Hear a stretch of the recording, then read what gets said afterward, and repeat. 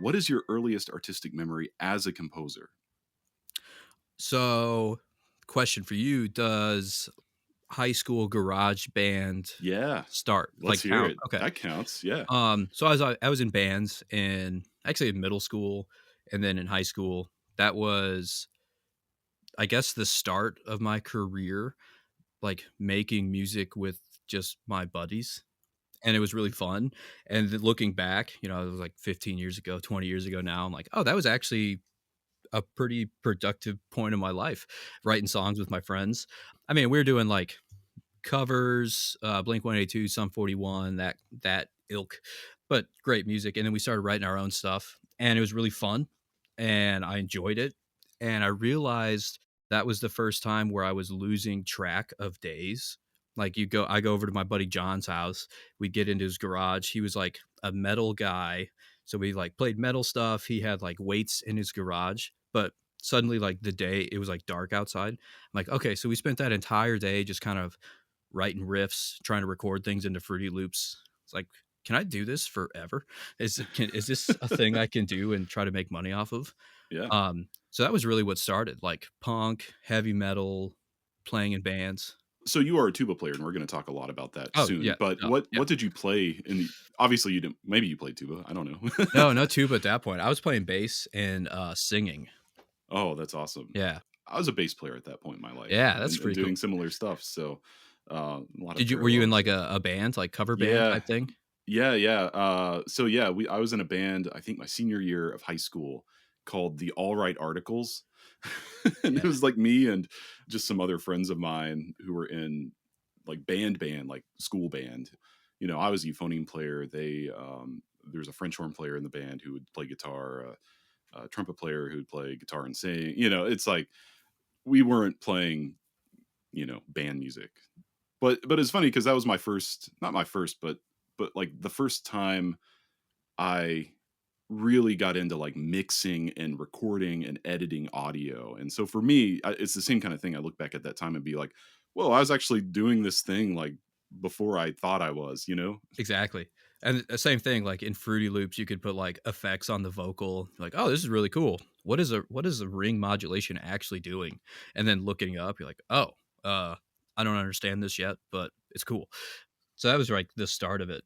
And it's fun that you said that they were in band as well, because I kind of lived in two different worlds, like the cool kids world, like skipping school to go do stuff, and then like coming back to school to go practice tuba.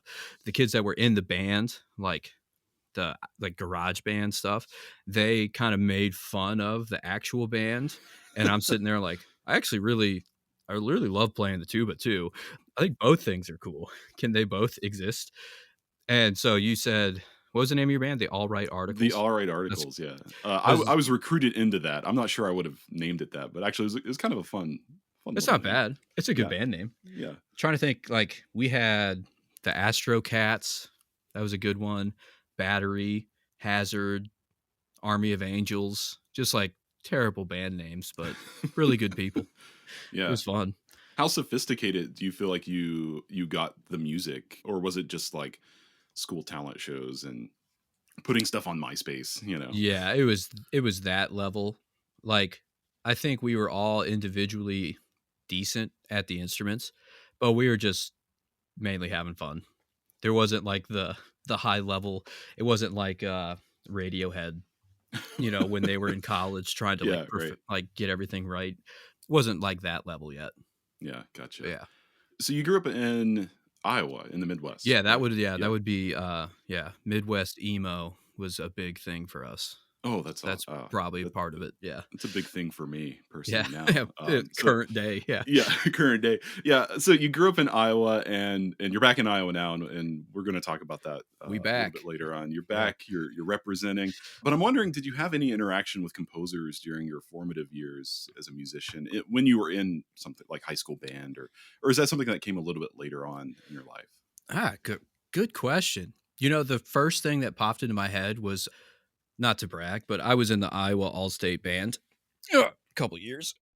But one of the years was Frank Ticheli was the conductor, and we were playing his piece, and Frank Ticheli, I mean, to this day is still like high school band, like Mount Rushmore. And back in the day, I think Vesuvius had just dropped. We might have been playing Vesuvius or the other one that's based on the Gershwin piece. It's not Blue Rhapsody. Shades. Yeah, that's what it is. Blue Shades, yeah. I think we were playing that piece. But listening to him talk, like, like a high school clarinetist asking him a question about the piece, like how this little riff should go.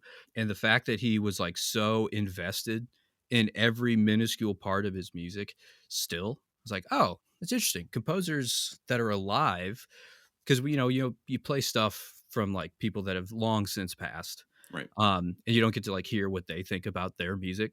But listening to Frank Ticheli talk about his piece, it's like, oh, this guy's like super invested in this still. Like he really cares. He loves this music that he wrote.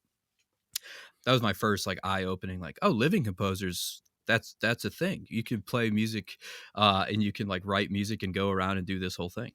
Yeah. So he was the first one, oddly enough.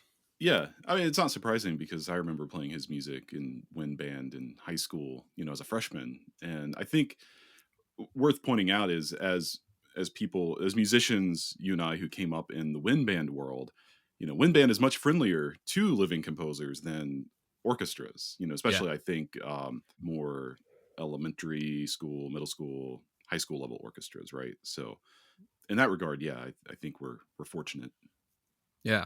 We get to like actually interface with some of the composers that are writing music. And now there's like even a bigger trend of beginning bands writing music by living composers, which is like a really, if you like that music, if you like writing that kind of music, such a great career path. Like writing beginning band pieces, especially if you know like how those bands operate and what really works well for them. Speaking from the tuba player mindset, I really appreciate some of these newer beginning band composers because the tuba parts are more exciting, they're more rhythmic, and you're going to encourage tuba players to actually develop those skills a lot earlier rather than just be bored and being annoying in rehearsal because they got The nothing to big do. goose eggs, right? Yeah. Yeah. So yeah, the tuba parts are exciting. So That's I like great. that. I'm glad to hear that because I'm a little disconnected from that world at this point in my life. I mean, I was too. Although I know it's a cash cow for composers, Yeah, like you said. I think it could be. But like living in Texas and working in public schools, I was teaching at a bunch of different high school, middle school clusters. And so I would go down and work with like the beginning tuba euphonium players and looking at their band music and like, oh, this is pretty fun, actually. Nice. I'm glad that this is more exciting than it was when I was learning the instrument. Sure. So it's good for them.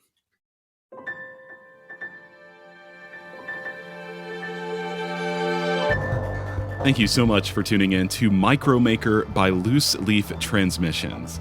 We hope you enjoyed this brief glimpse into the inner workings of the creative life. If this resonated with you, be sure to check out the full conversation on Music Maker with Tyler Klein, a podcast exploring craft and process, philosophy and inspiration, and the honest, often messy parts of being an artist, creative uncertainty, purpose and identity, and resilience. You can find Music Maker wherever you get your podcasts or by visiting musicmakerpodcast.com.